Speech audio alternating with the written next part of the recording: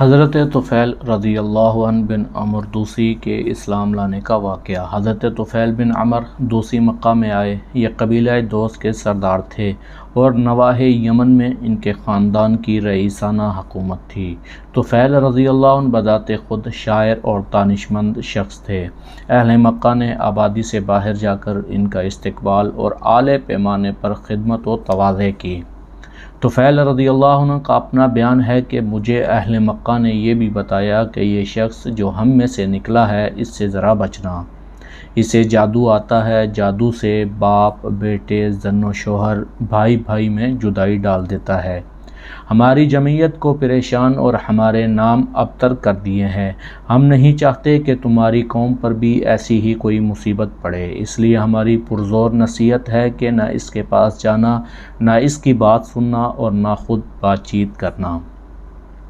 یہ باتیں انہوں نے ایسی عمدگی سے میرے ذہن نشین کر دی کہ جب میں کعبہ میں جانا چاہتا تو کانوں کو روئی سے بند کر لیتا تاکہ محمد صلی اللہ علیہ وسلم کی آواز کانوں کی بھنک میں نہ پڑ جائے۔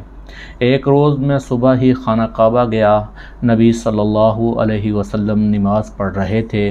چونکہ خدا کی مشیت یہ تھی کہ ان کی آواز میری سماعت تک ضرور پہنچے، اسی لیے میں نے سنا کہ ایک نہایت ہی عجیب کلام وہ پڑھ رہے ہیں۔ اس وقت میں اپنے آپ کو ملامت کرنے لگا کہ میں خود شاعر ہوں، باعلم ہوں، اچھے برے کی تمیز رکھتا ہوں، پھر کیا وجہ اور کون سی روک ہے کہ میں اس بات کو نہ سنوں؟ اچھی بات ہوگی تو مانوں گا ورنہ نہیں۔ میں یہ ارادہ کر کے ٹھہر گیا۔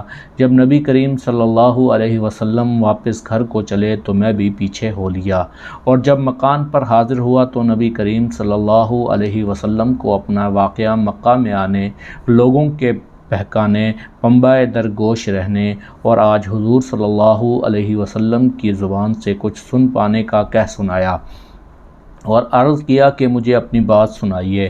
نبی کریم صلی اللہ علیہ وسلم نے قرآن پڑھا اور واللہ میں نے ایسا کلام آج تک کبھی نہ سنا جو اتنا پاکیزہ ہے اور اس قدر نیکی اور انصاف کی ہدایت کرتا ہے۔ الغرض حضرت طفیل رضی اللہ عنہ اسی وقت مسلمان ہو گئے۔